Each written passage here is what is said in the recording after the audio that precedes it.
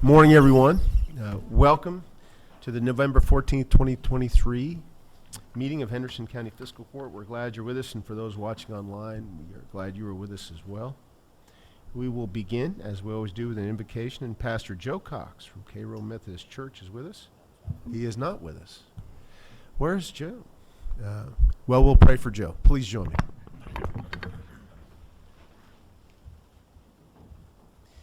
Dear Heavenly Father, watch over this body today as we consider the important issues in our community. Please watch over the members of this court, the citizens of this community. Please watch over our first responders, our men and women in uniform, both here and abroad. And we ask these things in Jesus' name. Amen. Amen. Please join me in the Pledge of Allegiance. I pledge allegiance to the flag of the United States of America and to the republic for which it stands, one nation, under God, indivisible, with liberty and justice for all.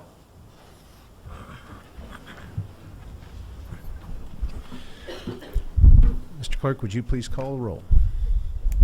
Manager Southern. Here. Manager Tompkins. Here. Manager Putman. Here. Manager Berry. Here. Manager Starks. Here. Gentlemen, you have before you the minutes of the October 24th Henderson County Fiscal Court meeting. After a period of review, I'll entertain a motion to approve those. So move. We have a motion and a second. Did anyone see any corrections, clarifications, additions to be made? Hearing none, all those in favor say aye. Aye. Any opposed? Okay, we have a very special VIP with us today. Our Judges Scholar from Cairo Elementary School, Chloe Cottingham. And I'm going to ask Chloe to meet me right up in front of the dais here.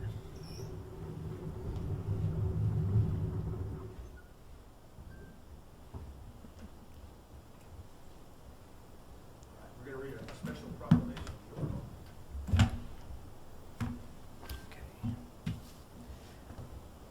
Whereas Chloe Cottingham has been chosen by Carroll Elementary School to be the recipient of the Judges Scholar Award for exceptional efforts in both academics and school activities, and whereas Chloe's hard work and dedication in making the most of educational experiences and developing positive relationships with teachers and other students will lead to future success, and whereas success is measured many different ways, whether it be passing a test, scoring the winning point, achieving a particular goal, or taking the necessary steps for overall improvement, and whereas the Henderson County school system could not let Chloe's efforts go unnoticed, and whereas Henderson County's fiscal court supports the school system and acknowledges these accomplishments as being significant because students, such as Chloe Cottingham, will be our future leaders.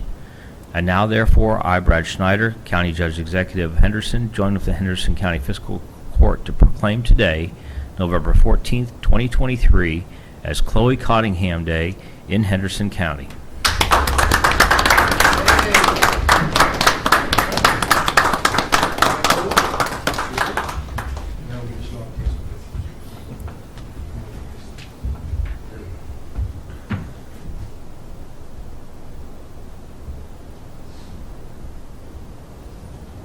You want to come up and take pictures with us?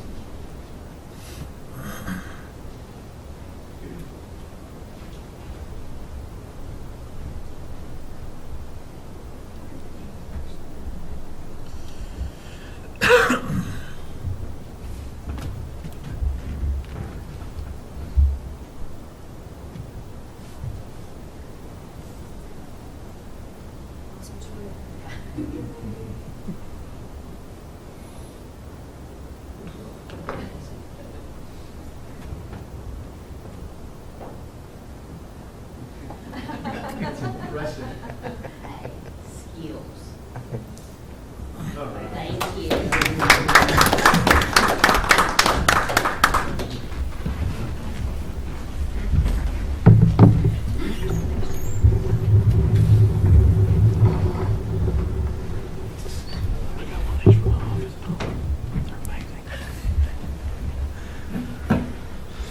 Congratulations, Chloe.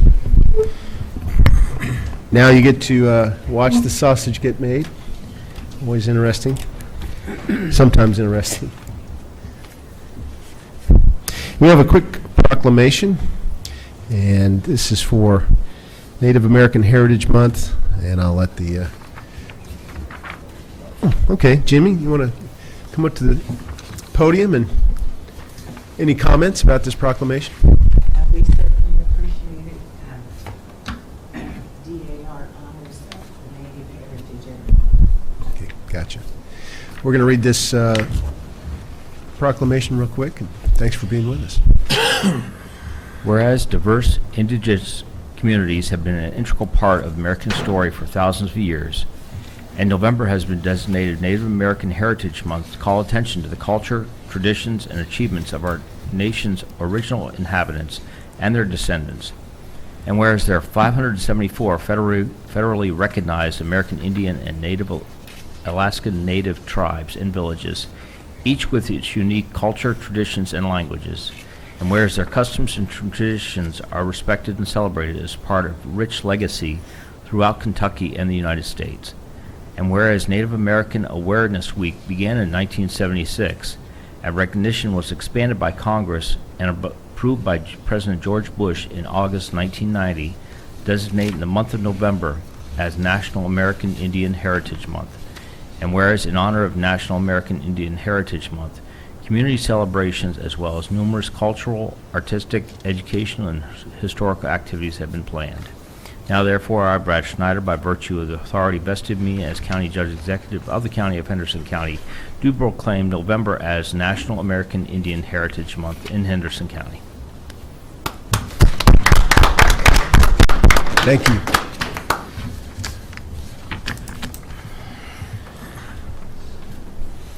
Next, Angie Gadden from the STOP Initiative is with us to give an update. Good morning, everyone. Good morning. I just wanted to give you guys some updated statistics. So the way I gather the data is anything that's comes in through the CAD system, which is the computer-aided dispatch, because they dispatch for all the first responders. They have recorded 54 overdoses and 14 deaths from January until September.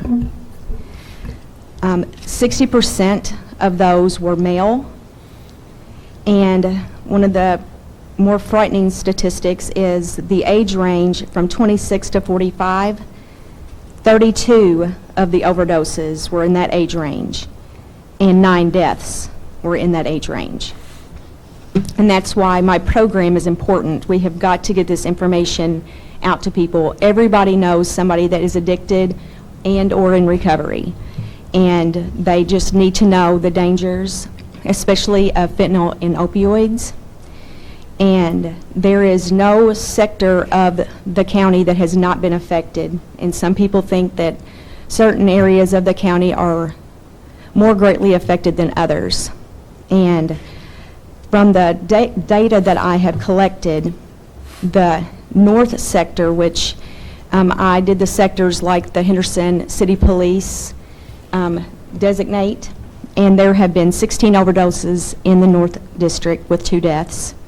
In the South, there have been 8 overdoses and 3 deaths. In the East, there have been 10 overdoses and 2 deaths. In the West, it's 12 overdoses and 5 deaths. And in the county, there's 8 overdoses and 2 deaths. So as you can tell, it is all over the county, and we do need to get this information out. I have a program tonight at Audubon Kids Zone. It's my STOP informational program. It's open to the public. I will have Narcan available for anybody that wants it, that's in attendance. And the people, one important thing that I want everyone to know about fentanyl is it once solely was prepared for injection, but now can be taken orally, by pill, tablet, film, blotter paper, etc., smoked, snorted, sniffed, and in a transdermal patch. That means it can be added to any substance of choice.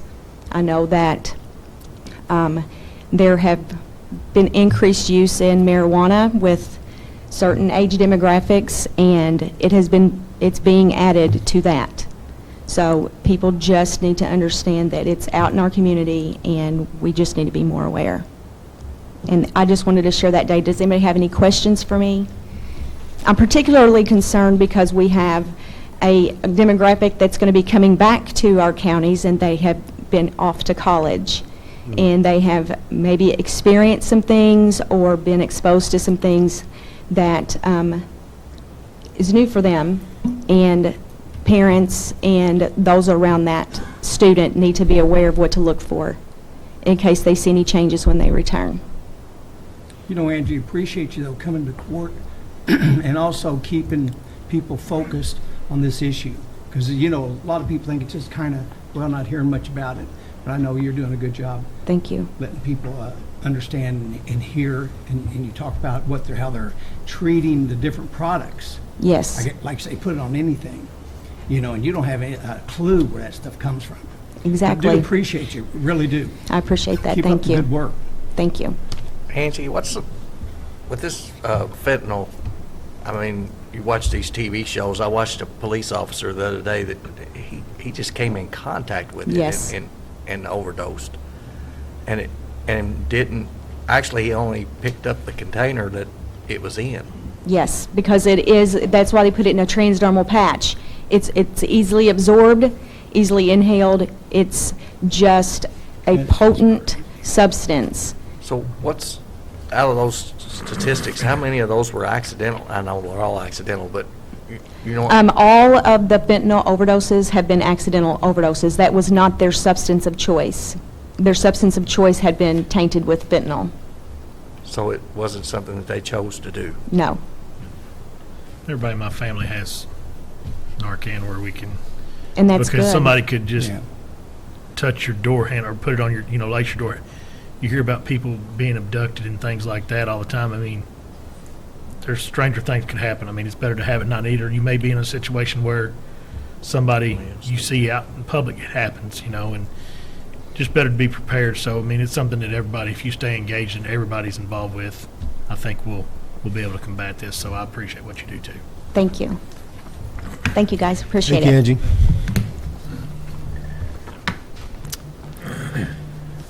Next, we have some terms coming up on the Cooperative Extension Board, on which I serve. Corey Bridges and Gary Eblin have been very enthusiastic and participatory members of that board, and their seats are the ones coming up to term, and I'd like to reappoint both of them to those seats. I think they've been valuable members of that board, and if that is okay with you, I'll entertain a motion to do that. So, second. I have a motion and a second to reappoint Corey Bridges and Gary Eblin to the Cooperative Extension District Board.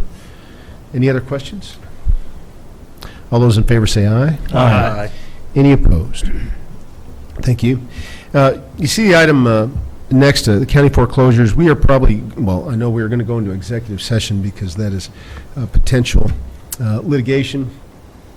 But before we do that, I'd like to knock out some more perfunctory items on the agenda, if you don't mind, to eliminate as many of those before we go into executive session as possible. With that, I'll ask Nick Stallings to come up to the podium, if you don't mind, help explain the next two items. As you know, we have reconfigured Trigg Turner Road as part of the airport project. We have some hoops to jump through procedurally with the state, one of which is closing former portion of Trigg Turner Road. And we have a couple specific things we have to do, and Nick, I'll turn it over to you about the viewers. All right, I got some pictures, some pretty pictures. That way everybody can see what we're looking at and talking about here.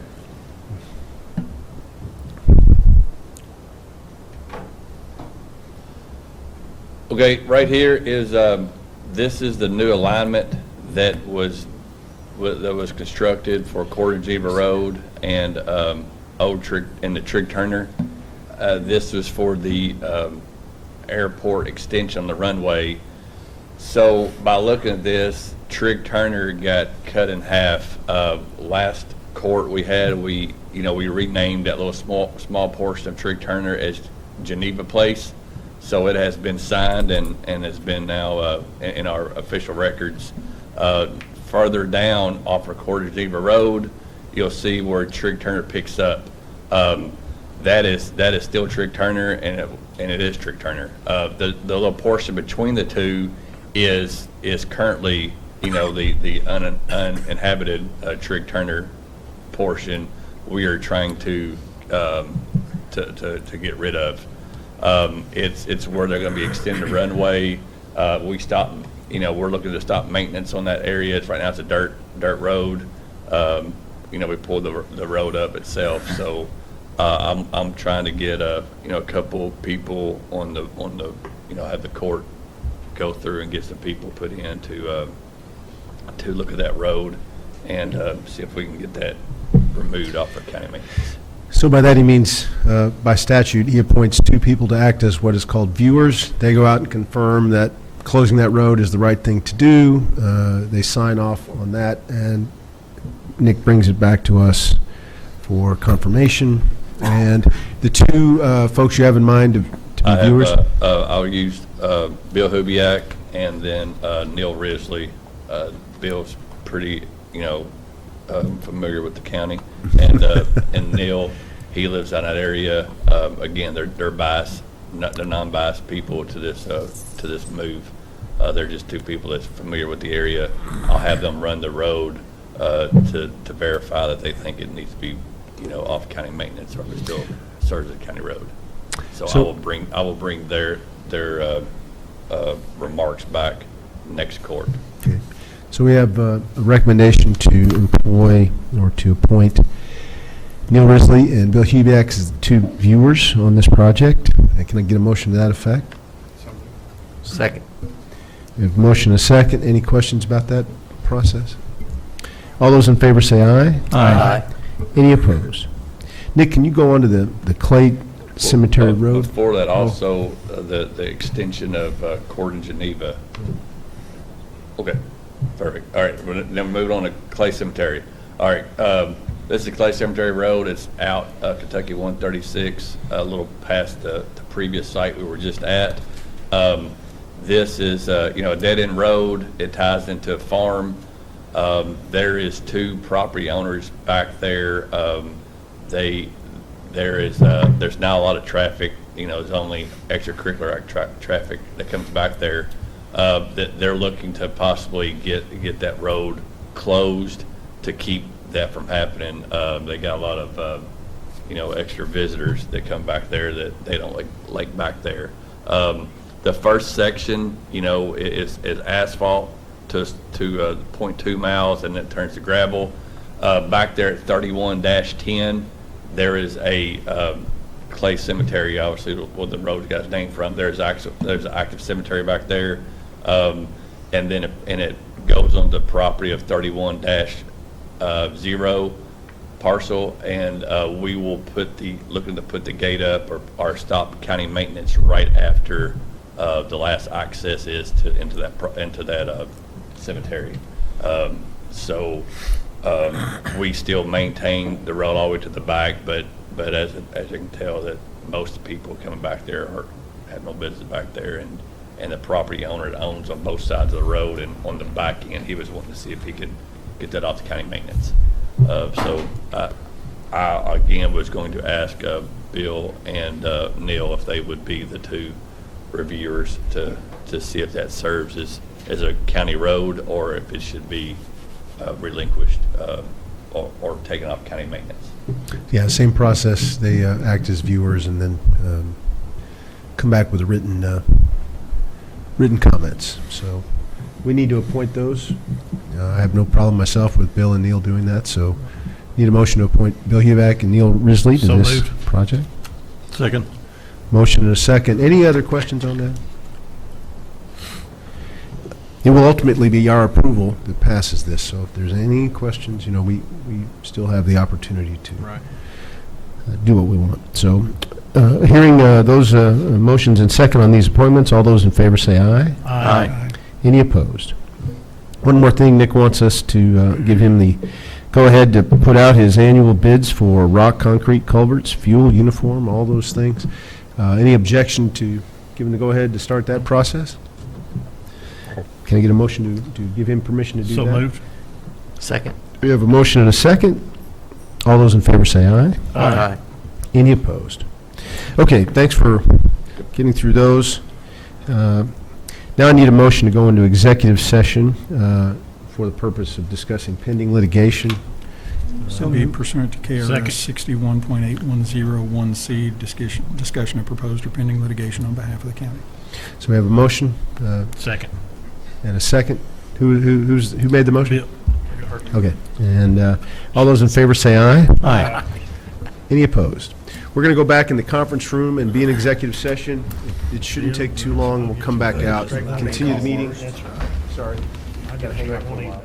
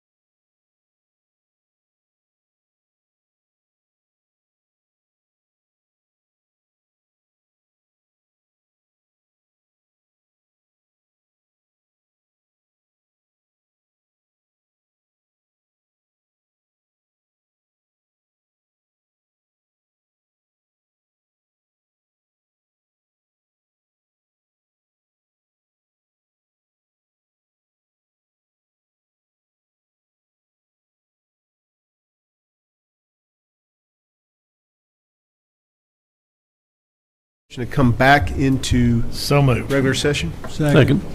We have motion and a second. All those in favor say aye. Aye. Any opposed? Okay.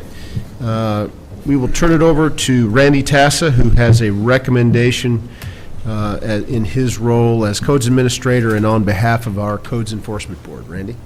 Yes, the Code Enforcement Board and I have reviewed properties that we have substantial liens from citations and abatement costs, and it also pose a nuisance to the public health, safety, and welfare of the community.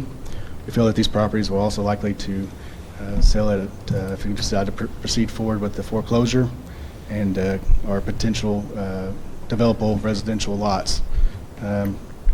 This would have a positive impact on the community and the surrounding area by getting these properties to where somebody can possibly maintain them if they do go to foreclosure.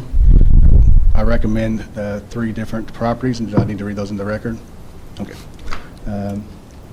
2106 East Cherry Street in Spotsville, Kentucky.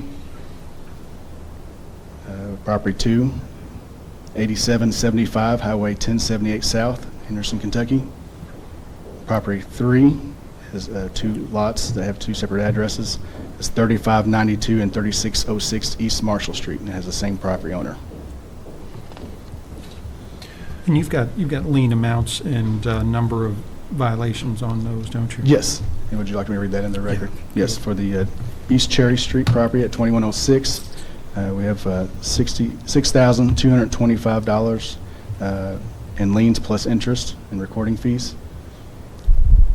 And the local statute that is in question here, you read those? I'm sorry. HC 2022. Yeah, so some of the citations was HC 2022-32 and HC 2023-32-2. Can you briefly describe what those are? Those are the citation numbers when a citation is given out to the property owner.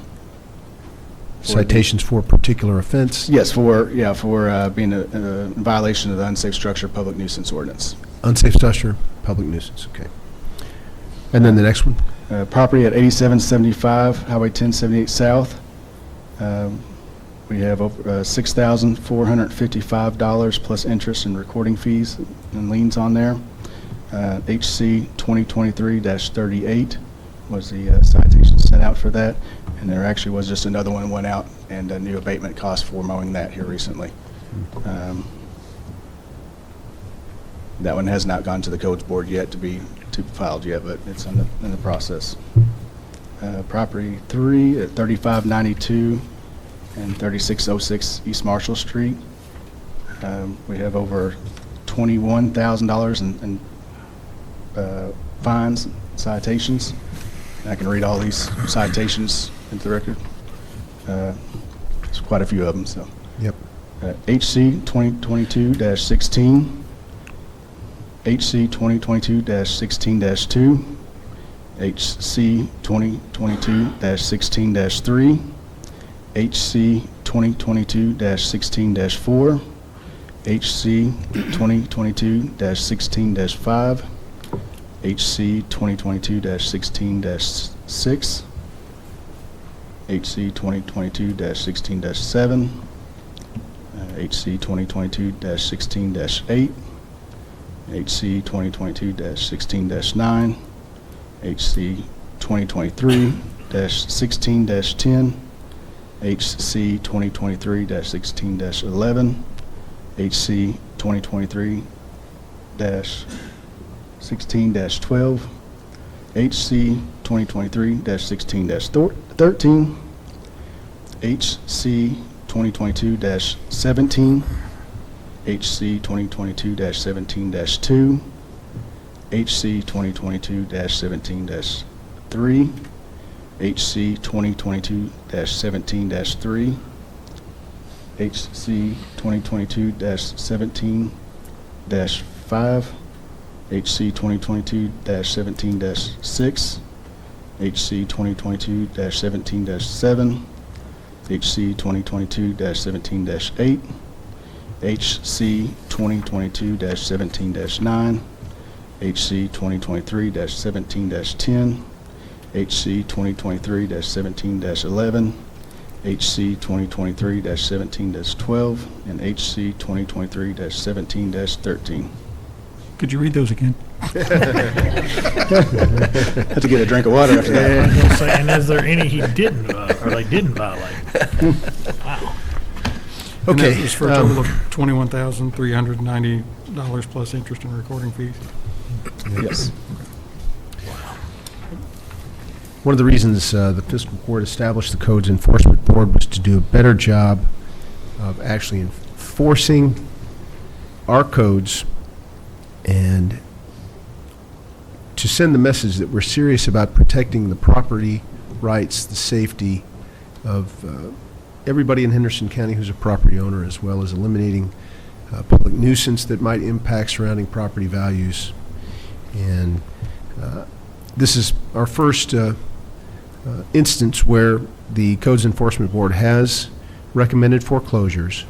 And it should be noted that each of these cases have been evolving over the course of years, in some cases several years.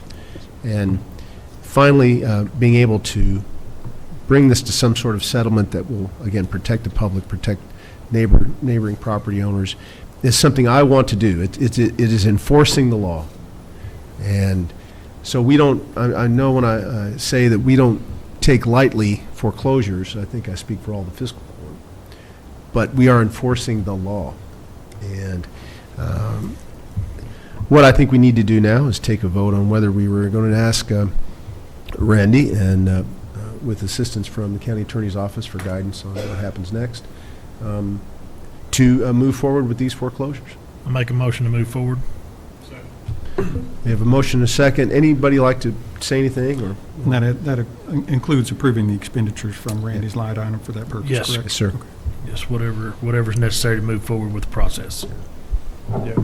I want to thank you, Randy. It's a good job. This has been long overdue. Yep. Again, we don't foreclose lightly, but neighbors and people like that, they don't deserve to put up with it. So, Yep. good job. Yep. Thank you. Yep, appreciate it. Any other comments or questions? I think it's important to note, too, that not only are these just fines and things that have built up over the years, this is about public health and safety as well. Kids playing around stuff, or just people in general being around these type of properties that aren't maintained properly. There could have some serious health issues as a result of it. So it's all factored in. Again, we don't take this lightly, and it's unfortunate, but it's very necessary. Yeah.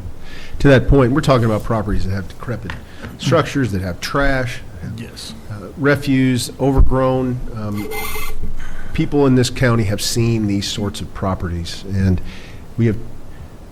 We don't get to this point without Randy having tried to work with the property owners, again, over several years in some cases. You don't rack up fines to these amounts without having been given plenty of time to satisfy the local law and Randy's requirements of them, and it just didn't happen. And we're to the point now where we have to make a decision legally.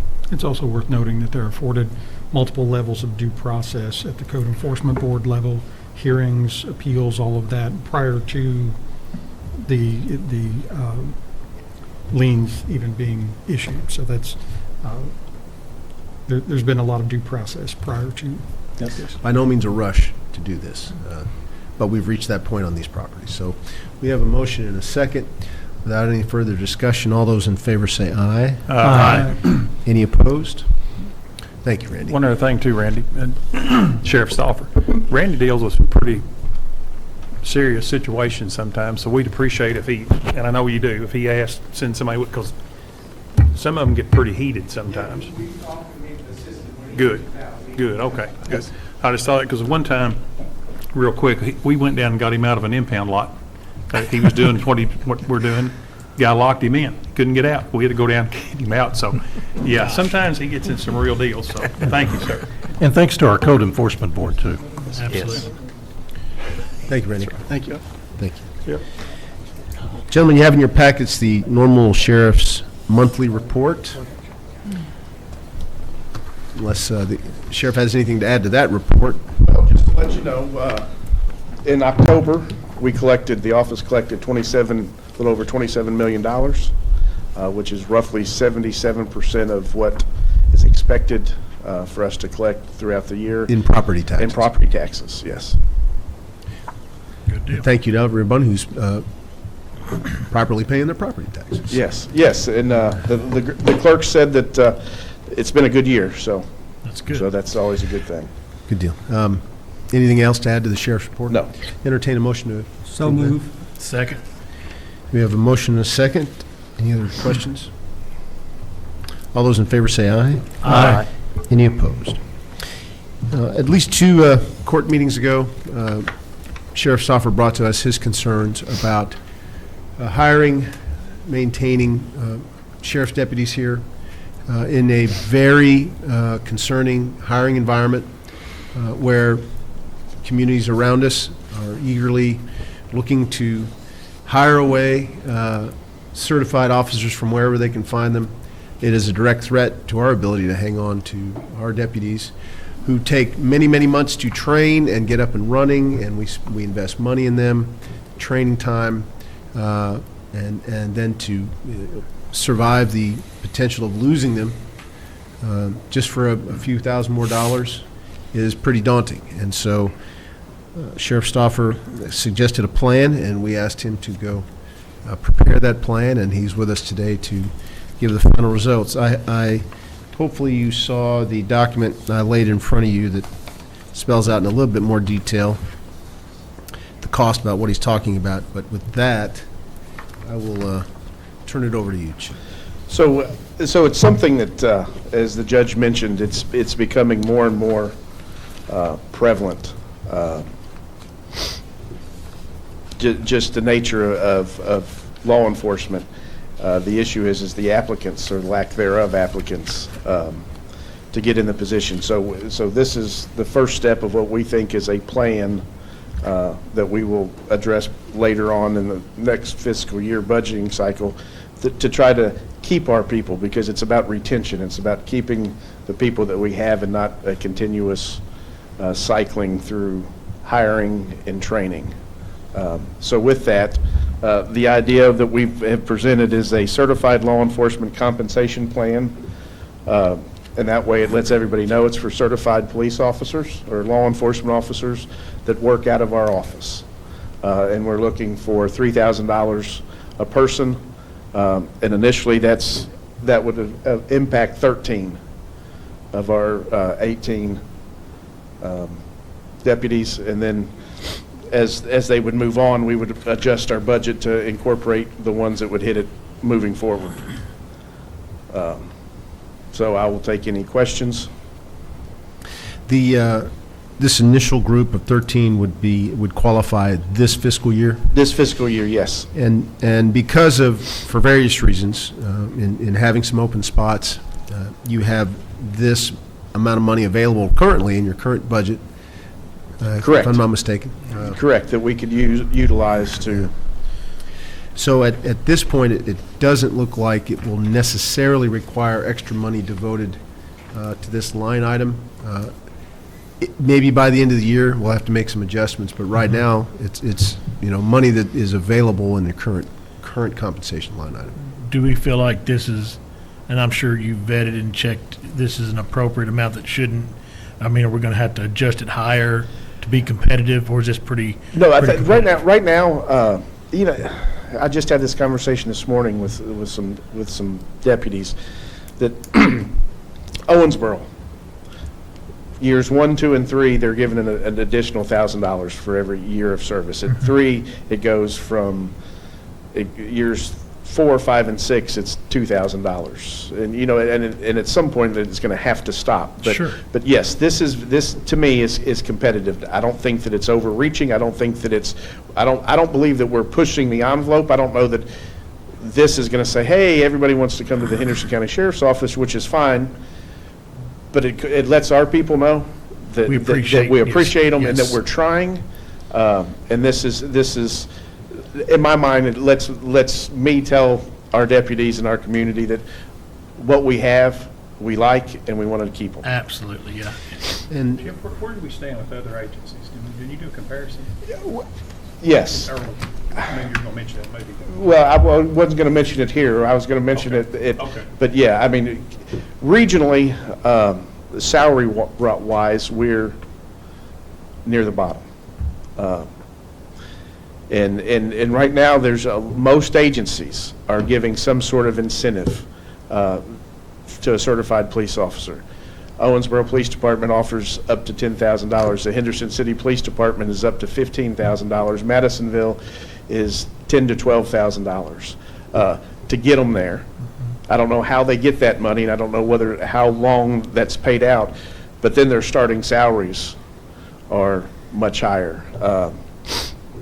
Personal experience, my son just left the Henderson City Police Department and is now at the Davis County Sheriff's Office. His wasn't about money, but Davis County Sheriff's Office is in the process of redoing their pay scale because they're out of balance with Owensboro City Police Department. So to answer it, I have specifics. I don't have them with me, but the Sheriff's Office is at the bottom of the pay scale. And to complicate it, and I won't delve onto this, is that we're one of what I would say comparable size counties offices that are non-hazardous. I mean, that are non-hazardous duty Which office. adds the length of time that you have to be employed before you can retire. Correct, and it's not as drastic as the tier 1 employees, but that is a concern. And there's some movement on the state level that Governor Beshear put out that's talking about taking hazardous duty tier 3 and moving them to tier 2, which could complicate my life a little more with people potentially seeing that as more advantageous someplace else. So this is a beginning for me, and I think that it's a good start. It's a good start, yes, And sir. the only reason I asked that question was just, I had seen a lot of incentive, hey, sign on here, city police, and I noticed there was some disparities between the two, and not knowing the significance of that, that's why I asked that question. There is a great significance between us and the city, and I will say, money doesn't solve all your problems. No. To me, we're very blessed with our work environment. We're very blessed to have a fiscal court that's understanding and receptive, and it's a great place to work. I don't believe that if every agency was a great place to work, people would be leaving. Agreed.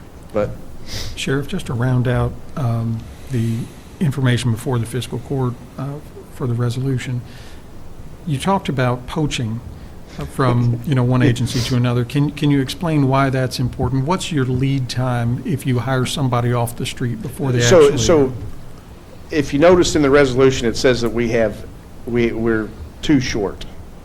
We have two hired, and we've had them hired. I say hired. We've given them conditional job offers since August. I can't get them into the academy until February. Wow. And then so there's a 6-month lag time from when I can say I'm ready to go with John Doe to get him into the academy. And then it's 20 weeks at the academy, and then they come back for 12 weeks here. So you're looking at 8 months. So you're looking at roughly 14 months from if I were to look at John Doe and say, I'm going to hire you today. It's 14 months before he comes out to be able to get in a car by himself and patrol the roads of Henderson County. And that's why all the competition for people that have already been through the academy. Yeah. I mean, because again, you take somebody, and again, I can speak for my son who is at Davis County. He has a 6-week training program to get acclimated to Davis County's process, and then he's out on the street where, I'm still waiting to get somebody in the academy. Right. But when we send them to the academy, they have to sign an agreement that, For 3, well, it's up to 5 years now. It changed. It was 3. Now it's up to 5 years that they'll be responsible if they choose to leave within that time frame to pay back the cost of their training. Yeah. which wherever they decide to go, I mean, if you could pick somebody up tomorrow to go to work, you'd pick up that cost. So it really doesn't. Sheriff, I know when Sheriff Crafton was here, he kind of realigned some of the pay scale and how whenever they're making lateral moves from different agencies to come forward. Now that is no longer effective, obviously. It is. It is? It just not that exact formula that he uses, but yeah, if someone were interested to come as a lateral, there would be, they're not going to start at the bottom. They're not going to start as a newly hired. I guess my question is, I thought we came up to something that was close to be very competitive with the city and the surrounding areas as we're hiring them in, bringing them in. It was. But now that has. And I don't mean to be funny, but yeah, it was. But it no longer. No, and I can speak to the city of Henderson because it's here. They get, in the last 2 years, they've gotten probably $6 or $7 an hour pay raises. So where we were was great, and it was competitive. Now all of a sudden, everybody's in the same issue, and they're trying to figure out how they can keep what they have and how they can recruit. The hardest thing right now in law enforcement is recruiting, is finding somebody that wants to be a police officer. We have been very fortunate. Very, very fortunate. And I think the guys that we're hiring are going to do a phenomenal job, and they're great individuals. They're from our community. But yeah, and it's every fiscal year it changes, where historically. Well, just to kind of end on this, it seems like thinking forward, that we would look at that entry-level pay and those pay scales. So maybe you don't have to deal with, I know it goes on the hour, and it's a little different, but, I'm no union guy. I'm just saying, if you're thinking it, put it on when you bring them in and see how they graduate through that pay scale, as opposed to dishing out, we can't call it a bonus, but some sort of incentive pay or something periodically. And that's going to be I will call step one. I will bring a more comprehensive, when we start in the budget cycle. I'm not really a big fan of doing things midstream. I think there's a reason that we have a budget, and there's a reason we have a budget cycle and budget process. So in March, April. More to come. There's going to be a more comprehensive that's going to lay out what we would like to do. Well, it would make sense that you do it on that, when you bring them in, you say, look, we're competing now. Then at some point, I think, and I use the city can't continue because I know they just got another raise. I don't know where all this money's coming from. But well, and that's the reason I speak of the environment. Your work environment, to me, is very, very important to support the work that you're doing. I mean, if you have in my mind, if you have happy employees, you have productive employees, and you have a great place to work. When I was at the city, and I'll say it here, your best recruiters are the people that are working for you. If you don't have guys and deputies that are saying positive things about your agency, then you can't expect to hire people. But right now we have great people that like it here.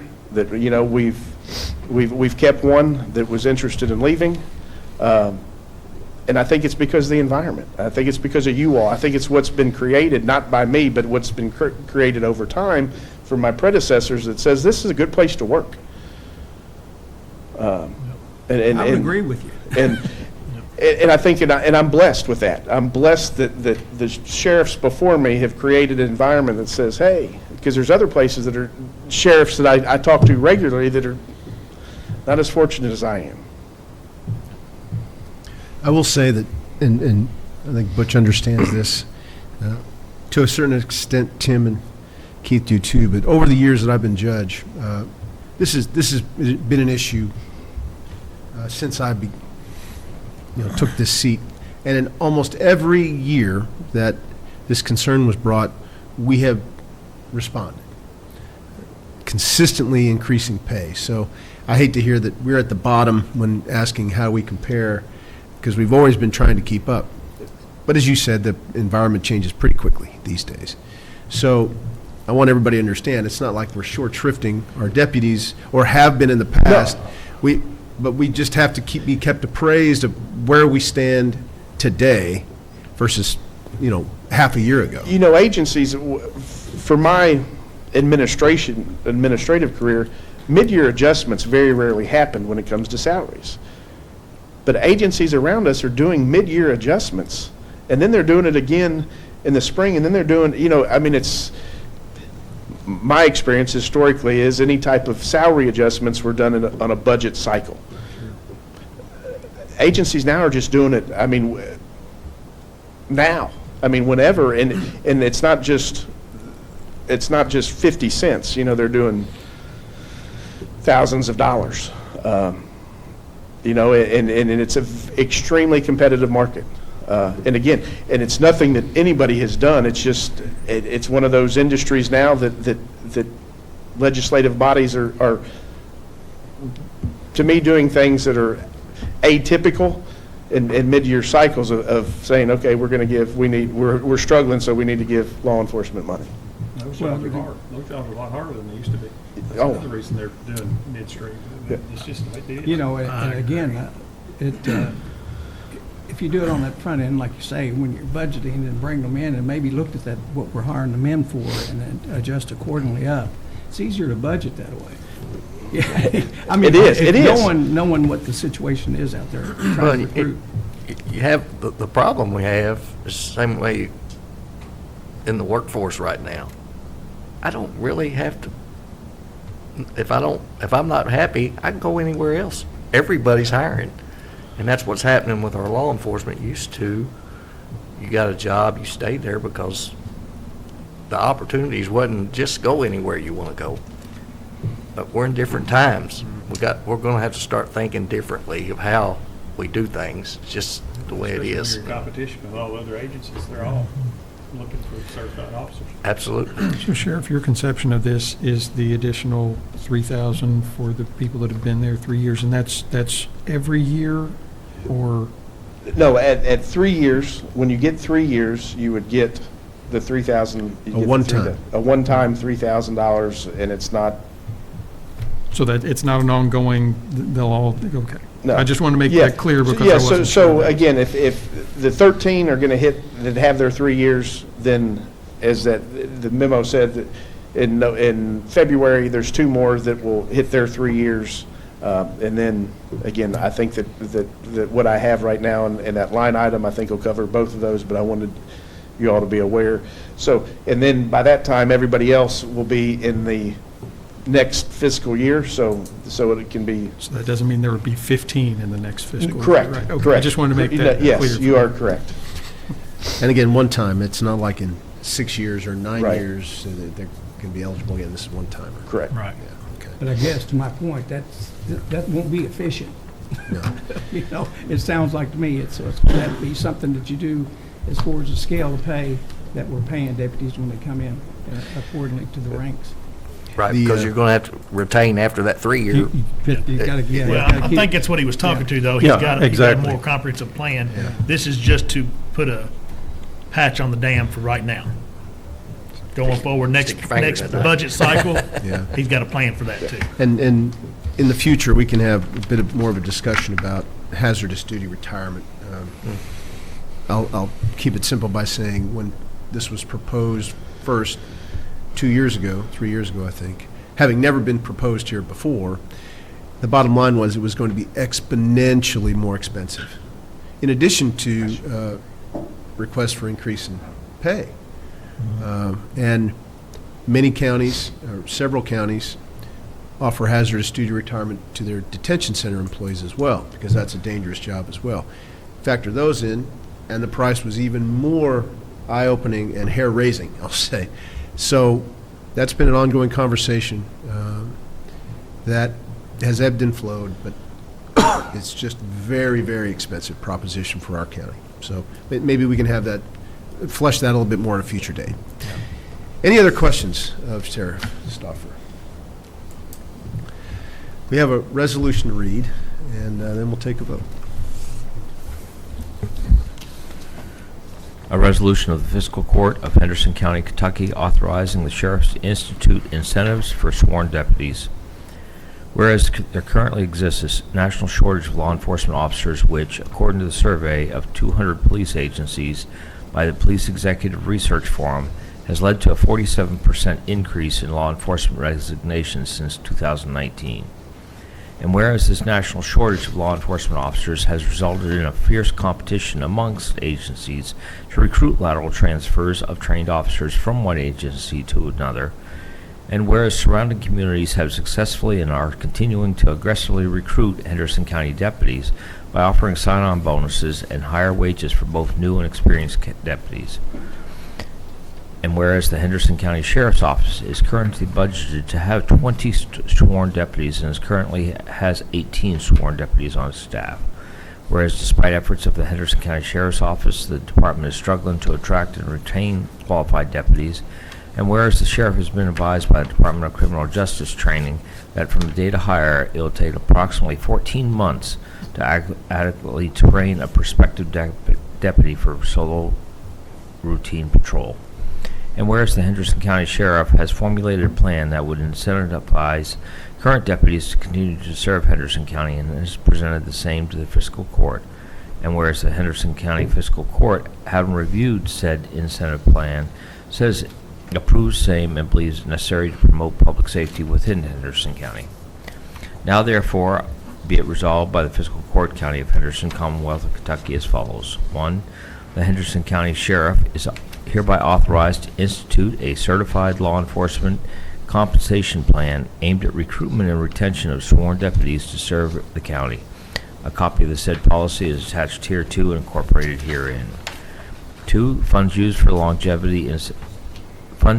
for the certified law enforcement compensation plan program will come from the salary line item within the sheriff's section of the Henderson Fiscal Court budget. The Henderson County Treasurer is hereby directed and authorized to pay applicable incentives to the deputies eligible under this program beginning November 1st, 2023. This resolution shall be effective immediately upon passage. I entertain a motion to approve. So moved. Second. You have a motion and a second. Any other discussion? I will say, I want to make sure everybody understands this. We value every single county employee. We know all of them have very important jobs that they do. It's a wide variety of responsibilities. This particular issue relates directly to public safety, which is one of our number one directives in county government, in any government, public safety. It is also in response to a very specific set of very highly trained people in a hiring environment which threatens our ability to deliver proper public safety to the citizens of Henderson County. So we are not doing this lightly when we think about all the needs of all of our departments, but this issue strikes at the very heart of what we do and what we are required to do for our public. So any other department head that ever has an idea about compensation within their department in any respect, any reason, has always been invited to bring that to us for our consideration. So I just want to make that message clear. And I'd like to say too, he said he was going to keep it within his budget, so it's not like we're, it's not like we're handing out extra monies, extra funds for this. He's absorbing it into his budget, which is Helpful.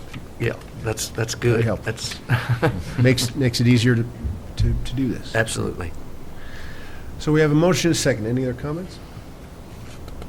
All those in favor say aye. Aye. Any opposed? Thank you, Sheriff. Thank you. Mr. Gold, your report?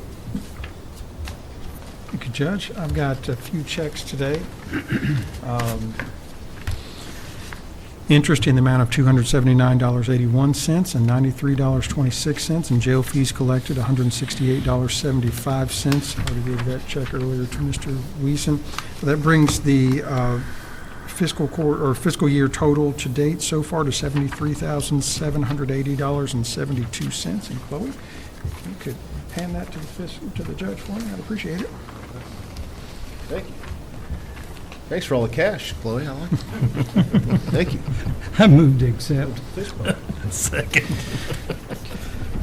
And, Mr. Gold, you also have some surplus property you'd like to declare? Yes. Motion to accept the county attorney payments? I'll second. Motion is second. All those in favor say aye. Aye. Any opposed? Mr. Gold? As you can see from the list on there, we have quite a list of surplus property. We've done some fall cleaning, as it were, and getting rid of a lot of things.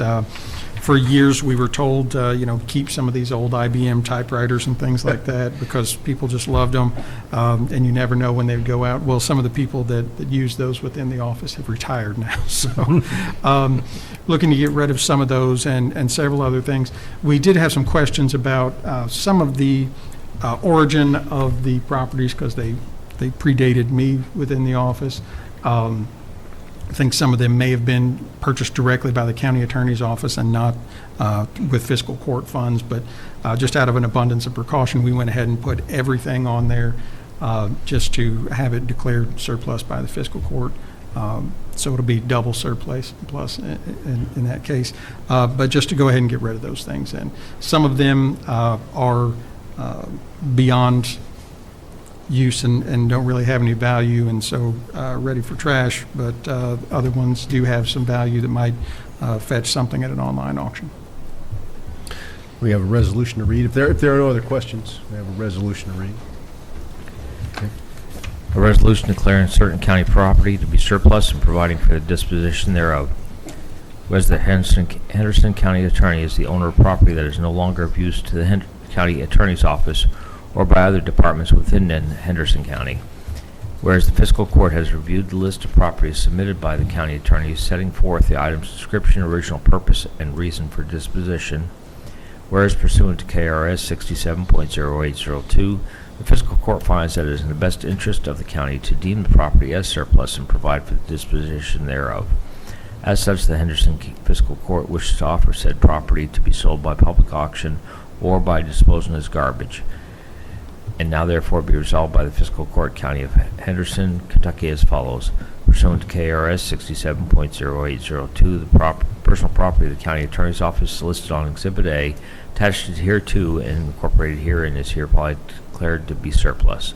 If Exhibit A designates the personal property to be offered for sale at an online auction, it will be sold using a duly advertised online auction pursuant to all applicable laws at such time and in such manner as shall be arranged by the County Judge Executive. The County Judge Executive or his designee is hereby authorized to make said arrangements. Number 3, if Exhibit A designates personal property disposed of as garbage, the County Attorney shall make suitable arrangements for the disposition thereof. The County Attorney or his designee is hereby authorized to make the disposal of said property. I get a motion to approve? So moved. Second. We have a motion and a second. Any other questions? All those in favor say aye. Aye. Any opposed? Good luck with the typewriters. Yeah, you said that. Apparently, there are collectors out there for those. Who knew? Treasurer Brenda Ryder, please.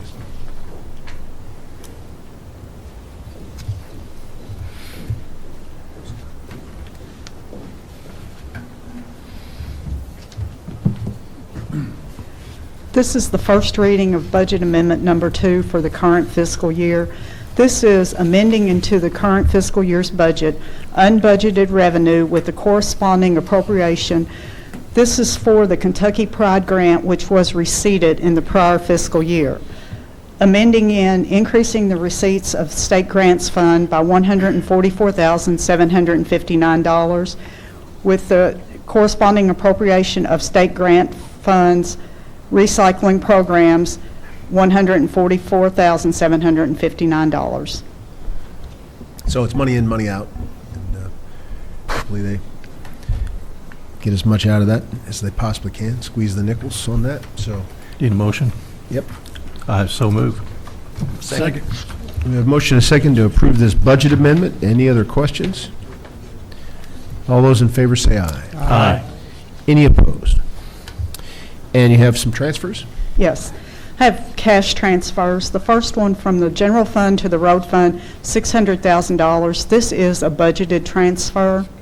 From the general fund to the grants fund, $160,517. This is reimbursement for the clerk election equipment This was an electronic fund transfer which was transferred to the incorrect account, and it's moving it to the proper account with the expense. And from the payroll fund to the general fund, $2,056.87. This is to correct an October payroll error which involved Kentucky retirement transfer. Any questions about those? Move to approve. Second. We have a motion and a second. Just so you know, it's not unusual for us to get EFTs from the state that are put in the wrong account by them, not us. We have to move it out of there. We So, receive it, Yep. then we'll take care of it. Yeah. So we have a motion and a second. All those in favor say aye. Aye. Any opposed? Thank you. Anything else? I have claims. Okay. From the general fund to Amerilight Energy, $1,007. This is for the November invoice for the Judicial Center solar panels, and is to come from the Judicial Center utilities. To FNBO, which is First National Bank of Omaha, the clerk's credit card, $4,363.76. This is to come from election materials, supplies, and election transport appropriation lines, as well as office supplies and clerk training expenses. To Lowe's, $683.57. This is to come from the renewals and repairs courthouse and judicial centers appropriation lines. From the road fund to E&B paving, $404,835.64. This is to come from the resurfacing blacktop appropriation line. To Scotty's Contracting and Stone LLC, $677,910.54. This is to come from the resurfacing blacktop appropriation line. To Jamie Histed, $550. This is for a Parks Arena and Concessions deposit refund, and is to come from the Parks Programs and Supplies appropriation line. From the jail fund to Jailer Todd, $1,245.81. This is for the 2023 training incentive, and is to be paid with the November 22nd, 2023 payroll, and is to come from the jailer training incentive appropriation line. To Advanced Document Solutions, $954.74. This is for copier charges, and is to come from the data processing equipment appropriation line. To Trace 3 LLC, $42,275.48. This is for the jail video arraignment equipment, and is to come from the building repairs and maintenance appropriation line. This is also will be reimbursable through the House Bill 1 DLG, Department of Local Government grant. U.S. Bank, which is credit card, $3,216.78. The majority of this is to come from training, travel, and other equipment appropriation lines. Any Move to questions pay on the those claims. claims? Move to pay the claims. Second. Motion and a second. Any other questions? All those in favor say aye. Aye. Any opposed? Thank you. Thank you. I don't know of any old business, unless anybody can recall any old business. I think we will, I'll ask for anybody from the audience if you'd like to say anything for good of the county. Hearing none, we'll go around the horn here. We'll start with Master Bill Starks. Got anything for good of the county, Bill? Thank you, Judge, and good morning, everybody. Thanks for being with us, and I just wanted to welcome our guest here from Cairo, and hope you found this quite enlightening. And keep up the good work, because you're setting a great example for your fellow classmates, and just for the rest of us, too, because it's obvious that you're doing your homework, you're keeping up with your studies, and just all around good person. So that's what we need more of. So thank you very much. And I was just going to say thank you to the Garden Club, because if you've noticed, they've been upgrading the decorations and the pots here in downtown Henderson, and they're doing some other things here during the holiday season, trying to attract more people downtown with a special event coming up. I think they may have a few tickets left to sell for that. You can check with them. Also, just want to thank South Middle School. It was a pleasure to be with them last week for the Veterans Day program, and they do it right. And that's what really makes Henderson special, I think, are things like that, the Memorial Day service here in our park. I would say when folks are coming in to pay their taxes, and we do appreciate that, especially when it comes in early, come to the second floor and see the display there of our 2 Medal of Honor recipients. Henderson is quite unique to have not 1 but 2 Medal of Honor recipients, and we try to pay tribute to them, and that's another way that I think we show our appreciation and gratitude for our veterans. Let's see, I-69 update. I thought that went very well yesterday at the Henderson Community College. Stay tuned, because there's a lot more about to take place next year. If you thought this year was something, there's going to be a whole lot of work going on, especially out 2nd Street and in that 41 corridor, so and elsewhere, Sand Lane. So we'll definitely continue to follow that. But things are on track. In fact, they're right on schedule, and hopefully they're going to even go faster, hopefully, if the weather holds next year, and getting ever closer to that eventual crossing between Henderson and Evansville. So with all that, I'll also remind you, today is Diabetes Alert Day out at the Extension office. I don't know if they have any appointments left, but you can still check on that. It's something important for folks here in our community and all throughout the county, because diabetes is still one of the #1 health concerns that we are faced with. So with all that, everything else is good in the 5th. Thank you, Bill. Master Perry? Well said, Bill. That's, he covered it. I was going to talk about the weather after that, but you mentioned that, so no, it's well said. Congratulations to you, Chloe. He talked about everything but your test, and I have that. You ready? I'm teasing. No. Congratulations. Congratulate your parents. A little bit of history here, because I'm old. You know, I worked with your grandfather at the sheriff's office, your dad's father, and he can tell you about that, I'm sure. Yep. It's been a while. How many years? 18, 20 years, something like that. I worked with him a long time. So, yeah, sure did. Enjoyed every bit of it. So, congratulations. Go to lunch. Tim's taking you to lunch. Is that right? Yes, sir. Make sure you eat well. Okay? And I know he'll feed you well. So, with that, Judge, everything's good in District 1, I believe, so far. Thank you. Thank you. Mr. Gold? Thank you. I did not make the connection with your grandfather either. Got the opportunity to work with him, and good Phil. So, congratulations. You're the only person in Henderson that can say that you have a day today. This day right here, named after you. Today is your day. Nobody else can say that. So congratulations, and it's well deserved. Out of your entire school, you were picked as the one that has done the best and been the best student there, as far as, you know, all of the ideals and everything that being a good student and a good person are. So that's awesome, and I really enjoyed getting to sit next to you. We had some talks here about what was going on. She kept me in line and made sure I knew what was happening, so it was good.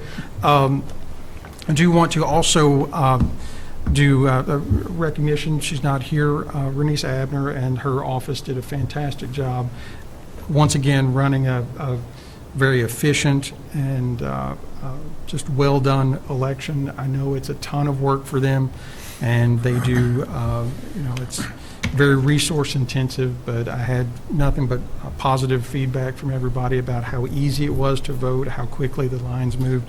So to Renisa, her staff, and all of the people who work the polls, a big thank you for that, because that is a very long day for all of them. And to Angie, thank you for everything that you are doing. What we're seeing with fentanyl, it's not as front and center on the headlines anymore, but it's still there. It's still insidious, and it's getting further and further. Like you say, it's being used in different ways and getting more in things, and it's something that every citizen, every parent, everybody should be very wary of and very scared about. And so everything that we can do to work on the prevention side and the enforcement side, by having a good sheriff's department that is well funded and has long-term employees there out fighting that fight, that's a big thing. So thank you for that. Other than that, things are great in the county attorney's office. We now get to get rid of a whole lot of junk, so thank you all for allowing us to get rid of that stuff. Thank you, Steve. Master Putman? Thank you, Judge. Chloe, congratulations. I think Mr. Gold hit on something there that kind of struck a nerve with me. When they look at the criteria for who is going to receive this award, it is about grades, but I think it's the person as a whole.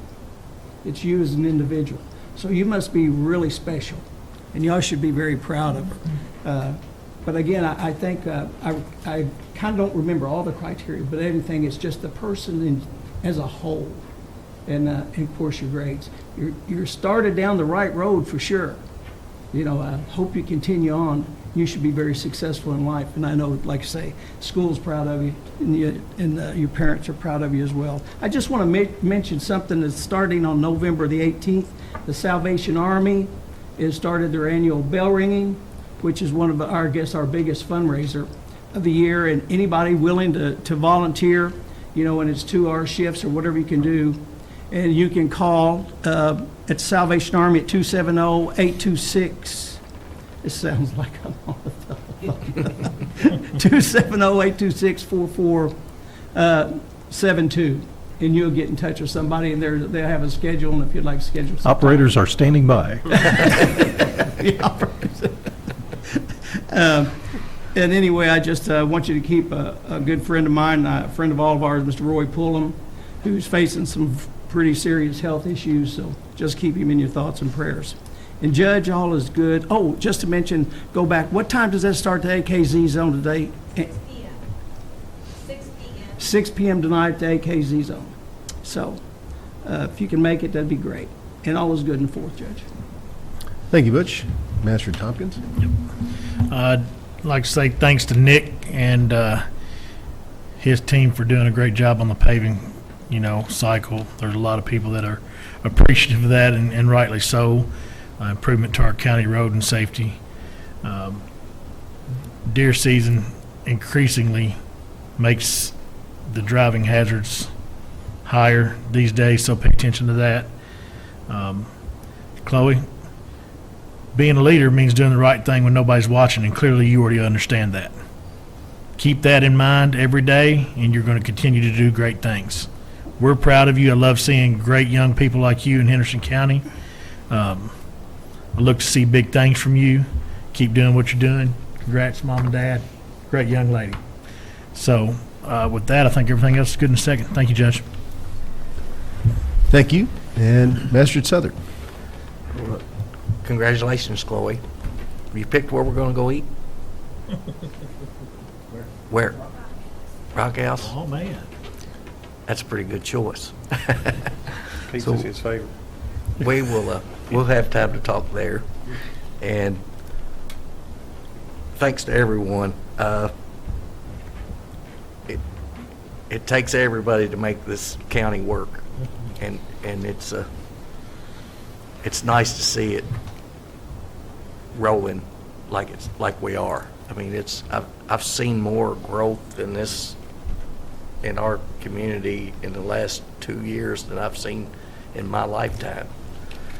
It's fun to watch. It really is. It's fun to be a part of too. So, and shout out to the sheriff. I called him the other day. Everybody was busy, and he made the run. I like that. That's impressive to see him stepping up and doing his part, helping his guys out. And like you said, that's to have a good, happy workforce. It takes a good leader, and I think that's the way to show how important y'all's job is. So with all that, all's good in District 3, and I look forward to having lunch with you, Chloe. Thank you. Congratulations, Chloe. Congratulations to Cunninghams. It's a big deal. Big deal. Be proud of yourself. Put that proclamation in a prominent place. Heck, keep it on your person, so if anybody ever wants to learn more about you, you can just hold up a proclamation. So, got a twin brother? Well, you can put it in his face, too. So, yeah, but congrats. I want to reiterate compliments to the road department, Nick. Paving season went really smoothly, and putting some asphalt down on some historically gravel roads was quite well received, and hopefully we continue to do that when we can, and heard a lot of compliments about that. I just wish that you would be a little bit more low-key and that your sense of humor was a little bit more subtle and dry. You just get over the top. I think you need to calm it down a little bit. Otherwise, I have no complaints at all.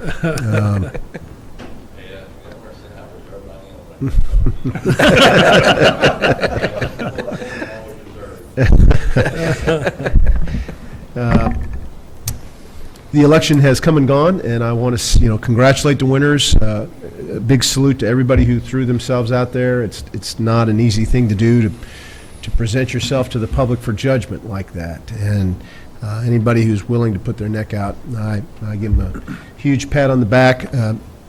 But the elections have been made, and the public chose, and now our job is to onward and upward. We look forward to working with everybody in local government on moving our community forward. That is a sincere goal and promise of Fiscal Court. I know, I'm sure all of you believe that. And one of the keys of the success the last 3 years, Magistrate Southard, is our cooperation with city government. And I don't think it can be understated how important that is for a community our size to compete against larger counties, larger cities. We've shown we can. Just got to keep up that collaborative, cooperative effort, and you'll see even more coming, I predict.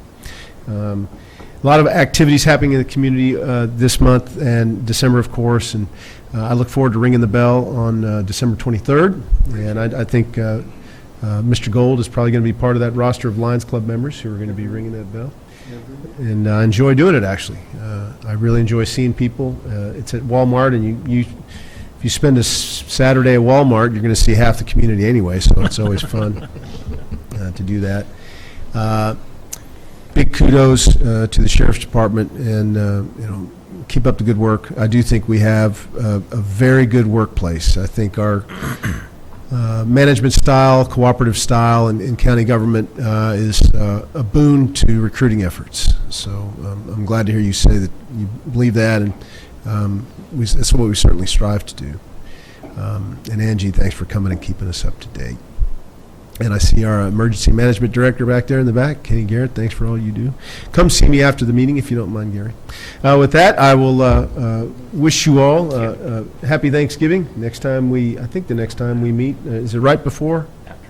Right after. So it will have, but I hope you get time with your families and make Thanksgiving the best it can be. I'll entertain a motion to adjourn. So moved. So a motion and a second. All those can leave.